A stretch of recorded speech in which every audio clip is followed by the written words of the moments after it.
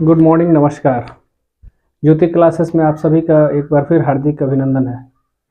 पहले इसका स्क्रीनशॉट लीजिए। उम्मीद है कि ये स्क्रीनशॉट ले चुके होंगे और एक इस मैप का भी स्क्रीनशॉट लीजिए। शायद आपको दिख पा रहा होगा।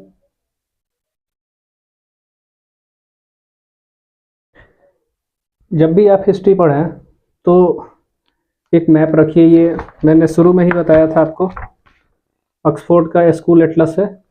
कोई भी आप एटलस ले सकते हैं, कोई मैटर नहीं है, आपको केवल देश याद करने हैं।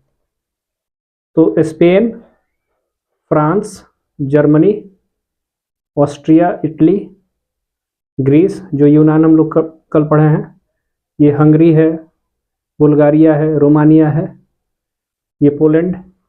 तो ये पहले आप मैप में ध्यान से देख लीजिए। उम्मीद है कि आप लोग इस मैप को देखे होंगे। मैं शुरू में ही कह रहा था कि आप एक एटलस ले लीजिए, ठीक है। और बाल्कन क्षेत्र जो यूरोप है, उस यूरोप का दक्षिणी और पूर्वी भाग, दक्षिणी और पूर्वी भाग जो है वो बाल्कन क्षेत्र में आता है, जिसमें आपका रोमानिया, सर्बिया, ग्रीस, हर्जेगोविना है ना। तो ये सब जो क्षेत्र हैं वो आपके बाल्कन क्षेत्र में आते हैं। तो एक सीरीज जो चल रही है यूरोप में राष्ट्रवाद, उसमें ये अगली कड़ी है। हमने देखा यूनान में कैसे वहाँ पे राष्ट्रीय आंदोलन शुरू हुआ और फिर फाइनली यूनान भी एक अलग देश बना, यानी ग्रीस। उसी कड़ी में हम लोग आज चल रहे हैं हंगरी का कंडीशन देखने के लिए। हंगरी की राजधानी आप जानते ही हैं, बुडापेस्ट। देखिए, याद करना बड़ा ही ज़रूरी है, क्योंकि फिर आने वाले दिनों में जब आप 11-12 पास करेंगे तो फिर आपका रुझान होगा कंपटीशन का, तो वहाँ पे भी ये बड़ा हेल्पफुल होगा। जो चीज़ आप अभी से स्टार्ट कर दिए हैं, इसका नोट्स बनाइए प्रॉपर और इसको रिमेंबर कीजिएगा। और जब लास्ट में जब आप कंपटीशन की तैयारी करेंगे तो उस समय तक आपका दिमाग जो है इसी तरह से सोचना चालू कर देगा और आप इजीली आप कोई भी कंपटीशन को निकाल पाएंगे। अब मैं यहाँ पे छोटा लिखा हूँ स्पेन, आप बताएंगे कि इसकी राजधानी कहाँ है। आप फ्रांस भी मैंने बता दिया था, जर्मनी, पोलैंड, ऑस्ट्रिया, हंगरी और इटली। हम लोग इस हंगरी की बात कर रहे हैं। हंगरी की कैपिटल है बुडापेस्ट। 19वीं सदी में इस पर ऑस्ट्रिया का प्रभुत्व था। जैसा कि जानते हैं कि दो देश यूरोप के बहुत ही इम्पोर्टेंट देश और शक्तिशाली थे, जो एक आप देखते आ रहे थे पीछे, ऑस्ट्रिया और प्रशा, ठीक है। उसी कड़ी में देखिए, हंगरी के लोग स्वतंत्रता और अधिकार प्राप्त करना चाहते थे। किससे? ऑस्ट्रियाई एम्पायर से, क्योंकि 19वीं सदी तक ऑस्ट्रिया का दबदबा और प्रशा का दबदबा बहुत था, जिसमें ऑस्ट्रिया कुछ ज़्यादा ही निरंकुश था। 1848 क्रांति का ही प्रभाव इस पे देखने को मिलता है, इस हंगरी को स्वतंत्र होने के लिए। इसके आंदोलन के जो प्रमुख नेता थे वो थे कोसुत, लेजस कोसुत नाम है इनका, और एक फ्रांसिस डिक थे। ये दोनों क्रांतिकारी थे। लेकिन कोसुत जो थे वो लोकतांत्रिक विचार के थे। वो अपना विचार सर्वसाधारण वर्ग तक पहुंचाना चाहते थे, यानी जो भी वर्गहीन समाज था उनके पास तक अपने विचारों को पहुंचाना चाहते थे। ये चूंकि लोकतांत्रिक विचार के थे तो लोगों तक ये बात पहुंचाए कि लोकतंत्र होना चाहिए, जिसकी वजह से इन पर प्रतिबंध ऑस्ट्रिया साम्राज्य द्वारा लगाया गया। फिर इसका प्रभाव क्या पड़ा कि ऑस्ट्रिया और हंगरी की जनता पर इसका प्रभाव पड़ा, और जहाँ पे प्रभाव पड़ेगा तो जाहिर सी बात है उस क्षेत्रों में राष्ट्रीयता की भावना जागेगी और वो आंदोलन के लिए अग्रसर होंगे। और यही सेम कंडीशन यहाँ पे देखने को मिलता है कि आंदोलन होता है 1848 ईस्वी में, 31 मार्च 1848 को। और जब आंदोलन शुरू हो गया तो ऑस्ट्रिया सरकार को मजबूरन वहाँ पे उसकी कई बात को मानना पड़ा। हंगरी का जो लीडर था उनकी बात को मानना पड़ा। फिर यहाँ पे स्वतंत्र मंत्री परिषद की स्थापना की गई, प्रेस की स्वतंत्रता दी गई, देखिए प्रेस जो है ये किसी भी सरकार का एक स्तंभ होता है ना। लोगों का कोई भी विचार प्रेस के द्वारा ही पहुंचता है। आज भी देखिए भारत में प्रेस की स्वतंत्रता की आज़ादी है। राष्ट्रीय सुरक्षा सेना की स्थापना की गई ताकि हंगरी पर कोई भी अगर कोई वार करे तो वो एजेंसी हंगरी को सेफ करे। फिर सामंती प्रथा का अंत किया गया। सामंती प्रथा आप तो पहले से ही पढ़ते आ रहे हैं कि यूरोप में कौन सी व्यवस्था थी, तो सामंती प्रथा थी। प्रतिनिधि सभा की बैठक डाइट में प्रति वर्ष करने का फैसला किया गया। तो इन सभाओं से बैठक होने से ये फायदा था कि वहाँ पे जो भी बातें होती हैं वहाँ इस सभा में पहुँचाई जाती थी। फिर फाइनली बहुत लंबे संघर्ष के बाद 1867 में ऑस्ट्रिया और हंगरी के बीच समझौता होता है और उसके बाद तब जाके हंगरी एक स्वतंत्र राष्ट्र के रूप में देखने कुछ अधिकार मिल गए थे। अभी आज़ाद पूर्ण रूप से नहीं हुआ था, लेकिन बहुत हद तक उनको अपना नेतृत्व करने की आज़ादी मिल चुकी थी। तो ये है कहानी यूरोप के राष्ट्रवाद में, यूनान के बाद हंगरी। अब आगे जो क्लास है उसमें पोलैंड है, बोहेमिया है, ये दो और कंट्रीज़ के बारे में हम लोग अभी चर्चा करेंगे। तो इसका एक स्क्रीनशॉट लीजिए, फिर बात करते हैं। उम्मीद है ले चुके होंगे आप स्क्रीनशॉट। तो यूनान के बाद हमने देखा अभी हंगरी। अब आते हैं हम लोग पोलैंड की तरफ, क्योंकि आपको पता ही है कि जो यूरोप में राष्ट्रवाद की जो आग लगी थी वो पूरे यूरोप में शुरू हुआ। सबसे पहले फ्रांस और उसके बाद जो आसपास में थे, जर्मनी थी, इटली थे, यूनान था, पोलैंड, हंगरी, बोहेमिया, ये सब भी स्वतंत्र होने की राह पर चल पड़े थे। और उसी कड़ी में आज देख रहे हैं अभी पोलैंड के बारे में। पोलैंड की कैपिटल है वारसा। इसमें देखिए वार लगा है, SAW जोड़ दीजिए, वारसा। बहुत ईजी है। पहले ये स्वतंत्र हुआ करता था पोलैंड, लेकिन बाद में इस पर रूस, प्रसा और ऑस्ट्रिया ने उसको आपस में बांट लिया। फर्स्ट वर्ल्ड वार के बाद यहाँ पे स्थिति बहुत चेंज हो गई और पोलैंड का बहुत सारा हिस्सा इन लोगों ने अपने में बांट लिया था। आंदोलन के कारण को अगर समझे तो विदेशी शासन से मुक्ति की इच्छा ये लोग पोलैंड की जनता ने इच्छा जाहिर की। भाषा और संस्कृति ये लोग बचाना चाहते थे। आपको पता है कि किसी भी देश की जो भाषा और संस्कृति है उसी से उसका पहचान होता है। तो जो पीछे जितने भी आंदोलन हुए, यूनान हो या फिर जर्मनी का एकीकरण या इटली का एकीकरण का मतलब ही होता है कि अपनी सभ्यता संस्कृति का बचाव। तो उसमें पोलैंड भी इस राह पे था। 1830 की क्रांति का प्रभाव इस पे भी पड़ता है। 1830 और 1863 का विद्रोह, यहाँ पे पोलैंड में कोई उसका रिजल्ट अच्छा नहीं मिला। इंग्लैंड तथा फ्रांस की सहायता इस देश को नहीं मिली इन लोगों से बचने के लिए। फाइनली यह विद्रोह जो था ये सफल नहीं रहा। फाइनली जब विद्रोह हो गया उसके बाद ये कतई नहीं हो पाया कि पोलैंड में राष्ट्रवाद का जो विचार जो उभर रहा था उसको दबाया जाए। ये आगे चल के पोलिश लोगों में राष्ट्रवाद की भावना बहुत ही प्रबल हुई और फाइनली आगे चल के पोलैंड भी आज़ाद हुआ।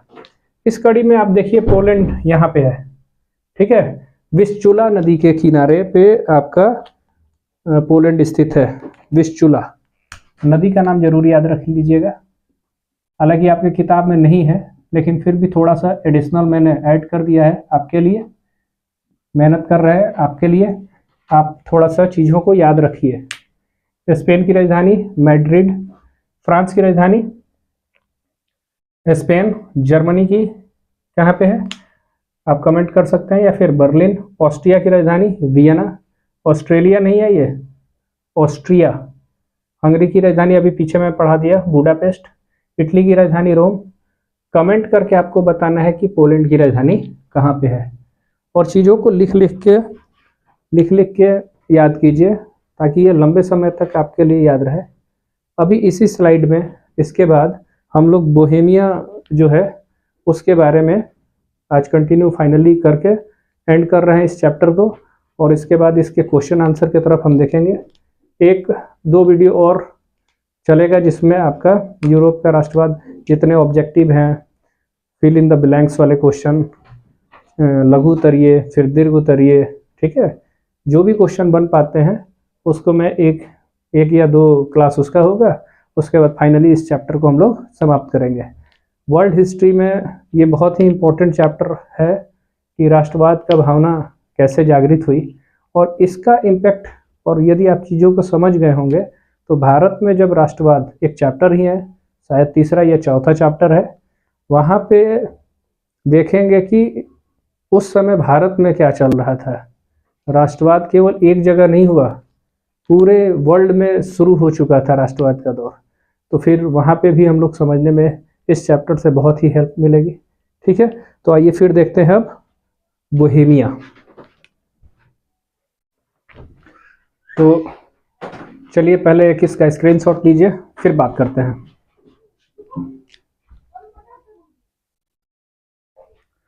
उम्मीद करते हैं कि आप लोग इसका स्क्रीनशॉट ले लिया होगा। बोहेमिया के बारे में पहले देख लेते हैं। ये चेक गणराज्य, जो चेक रिपब्लिक का ये हिस्सा था, अभी हिस्सा है वर्तमान में, ऑस्ट्रिया साम्राज्य के ये अधीन था बोहेमिया भी। ऑस्ट्रिया के शासन से इनमें असंतोष फैल गया, जिसकी वजह से बोहेमिया की जो जनता थी वो आज़ादी चाहती थी। 1848 की क्रांति का इस पर भी प्रभाव पड़ा और इस राष्ट्रीय आंदोलन को दबा दिया गया। किसके द्वारा? तो ऑस्ट्रियाई साम्राज्य के द्वारा। इस पे हंगरी का घटनाक्रम का भी प्रभाव देखने को पड़ता है, जिससे जनता यहाँ की उग्र हो गई थी, ताकि वो भी चाहते थे कि हमारी जो पहचान है, जो भाषा, संस्कृति और परंपरा है, उसको बचाए रखा जाए। अब फिर इस यूरोप में राष्ट्रीय आंदोलन के परिणाम की तरफ चलते हैं। ये बड़ा ही इम्पोर्टेंट सेगमेंट होता है और जो भी स्टूडेंट तैयारी करते हैं उनके लिए परिणाम जो हैं वो जब स्टार्ट करें पढ़ने के लिए, तो उसी समय से सब चीज़ों को देखते हुए समझें और आगे बढ़ें। और यूरोप में राष्ट्रीय आंदोलन के परिणाम, जो पीछे कुछ घटनाएं हुए, उसी का परिणाम निकल के आया, क्या निकल के आया उस पर चर्चा करते हैं। नए राष्ट्रों का निर्माण हुआ, जैसे आपने पढ़ा कि जर्मनी का एकीकरण हुआ, इटली का एकीकरण हुआ, फिर यूनान स्वतंत्र हो गया, फिर हंगरी, पोलैंड, बोहेमिया, ठीक है, इस पे हम लोग चर्चा कर चुके थे। उसके बाद फिर पुराने साम्राज्य की शक्ति कमजोर होना शुरू हो गई थी। परिणाम में अगर लिखना चाहें तो ये भी पॉइंट, ये 5 पॉइंट है, इसको थोड़ा सा अपने किताबों से पढ़ के, हालांकि इतना ही बात लिख देंगे तो काफ़ी है। ठीक है, पुराने साम्राज्य की शक्ति कमजोर हो गई, जैसे ऑटोमन साम्राज्य, आपने देखा था कि उसका जो टाइमलाइन था वो मैंने पीछे क्लास में पढ़ा दिया है, कम से कम आप जाके देखिए। इसके बाद ऑस्ट्रिया साम्राज्य, इसका भी शक्ति इन लोगों का कमजोर होना चालू हो गया। फिर राष्ट्रवाद की भावना का प्रसार हुआ। किस लिए राष्ट्रीय जो भावना है वो क्यों इसका प्रसार हुआ? क्योंकि भाषा, संस्कृति और परंपरा वहाँ की जो बोहेमिया की जो जनता थी वो चाहती थी, या किसी भी यूरोप में जो आज़ादी की लड़ाई के लिए लड़ रहे थे, उनका एक ही डिमांड था कि भाषा, संस्कृति, परंपरा के आधार पर उनका जो देश है वो स्वतः, मतलब वो निर्मित करना चाहते थे। राजनीतिक परिवर्तन देखने को मिलता है। आपको पता है कि लोकतांत्रिक विचार, जिस देश में एकीकरण हुआ वहाँ पे लोकतांत्रिक विचार जन्म लिया होगा, तभी एकीकरण हुआ होगा। संविधान को दुरुस्त किया गया, संविधान बनाया गया। नागरिक के जो राइट्स होते हैं, अधिकार होते हैं, उनको दिया गया। और फिर यूरोप में संघर्ष और तनाव हुआ, जो आगे चल के प्रथम विश्व युद्ध के रूप में देखने को मिलता है। ये पूरा है वर्ल्ड का सिनेरियो उस समय। आगे मतलब ये वर्ल्ड वार हुआ, आपको पता है डेट 1914 से 1918 का जो समय है, 1918, ये प्रथम विश्व युद्ध शुरू हुआ था इसमें। और सेकेंड वर्ल्ड वार आपको पता है 1939 से 1945 तक चला था। उसके बारे में फिर आगे चल के देखेंगे। अब शॉर्ट में अगर याद करना चाहें तो ग्रीस 1832 में, सर्बिया 1878 में, रोमानिया 1878, बुल्गारिया 1908 में ये स्वतंत्र हुए। अब इसका कुछ क्योंकि यूरोप में राष्ट्रवाद की आग तो लगी थी, लेकिन उसका इम्पैक्ट भारत में क्या था उसको थोड़ा सा समझते हैं। अगर 19वीं सदी की बात करें तो आप एक नाम सुने होंगे टीपू सुल्तान के, ठीक है, जो कि मैसूर के शासक थे। इस राष्ट्रीय आंदोलन के प्रभाव से भारत में उस समय मैसूर में उन्होंने एक जैकोबिन क्लब, जैकोबिन नोट कर लीजिएगा, मैं इसको मिटा दे रहा हूँ, जैकोबिन क्लब की स्थापना की है। जैकोबिन क्लब, और इसके ये सदस्य भी बने। और ये जो क्रांति था वो 1789 के क्रांति का प्रभाव देखने को मिला था उस समय। और वही भारत में मैसूर में कहा जाता है कि श्रीरंगपट्टनम के जगह पर एक पेड़ भी लगाया था उन्होंने, वो स्वतंत्रता का प्रतीक वृक्ष था, उसको भी याद रखेंगे आप लोग। इसके बाद राजा राम मोहन राय धार्मिक सुधार आंदोलन के लिए बहुत ही फेमस रहे। इसी तरह अन्य प्रकार के कई शासक हुए, कई सुधारक हुए जिन्होंने बढ़ चढ़ का हिस्सा लिया, है ना। तो आप टेक्स्ट बुक में जो सबसे अंतिम पेज है उसको ज़रूर पढ़ेंगे। मैं इसके बाद इम्पोर्टेंट फैक्ट में जो कुछ क्वेश्चन छूट जा रहा है उनको मैं एक और स्लाइड पे आपको लिख के दे दूंगा, प्रोवाइड कर दूंगा। आप उसको अच्छे से रीड कर लेना है और नोट्स में अपने को ऐड कर लेना है और उसको बार बार रिवीजन करना है, ठीक है। अब ये जाके हमारा चैप्टर समाप्त हुआ। अगर आप लोग और चाहते हैं कि इसको शॉर्ट में पूरे यूरोप के राष्ट्रवाद को कुछ ट्रिकी चीज़ से याद करवा दें तो मैं वो भी करूँगा, लेकिन सबसे पहले ट्रिक तभी काम करेगा जब आप लोग पीछे का वीडियो देख के समझ के अपनी अंडरस्टैंडिंग को डेवलप करेंगे। उसके बाद उस चीज़ को पढ़ेंगे तो वो बहुत जल्दी ही याद हो जाएगा। इस पूरे पाठ्यक्रम को अगर मैं कंसाइज फॉर्म करूं इस समय यहाँ तक जहाँ बाल्कन क्षेत्र स्टार्ट हो रहा है, अगर उसकी हम बात करें तो बाल्कन क्षेत्र में ऑटोमन साम्राज्य यानी तुर्की साम्राज्य का वर्चस्व था। उसको खात्मा करने के लिए जो यूरोप के देशों ने अपनी भाषा, संस्कृति, परंपरा को बचाने के लिए आंदोलन किया और इसमें बहुत सारे देश स्वतंत्र हुए, जैसे हंगरी, पोलैंड, बोहेमिया वगैरह आप देख रहे हैं, ये स्वतंत्र हुए। इस कहानी को अच्छे ढंग से समझ लीजिए और कहानी जो है वो बहुत लंबे समय तक याद रहता है। चीज़ों को, फैक्ट जो है उसको तो आप मेमोराइज करेंगे, लिखेंगे, तभी फैक्ट्स याद होंगे। कॉन्सेप्ट यही है कि ऑटोमन साम्राज्य से निजात पाने के लिए यूरोप, ये इन क्षेत्रों में राष्ट्रवाद की भावना जागृत हुई। तो उम्मीद है कि आपको ये सीरीज बहुत पसंद आई होगी।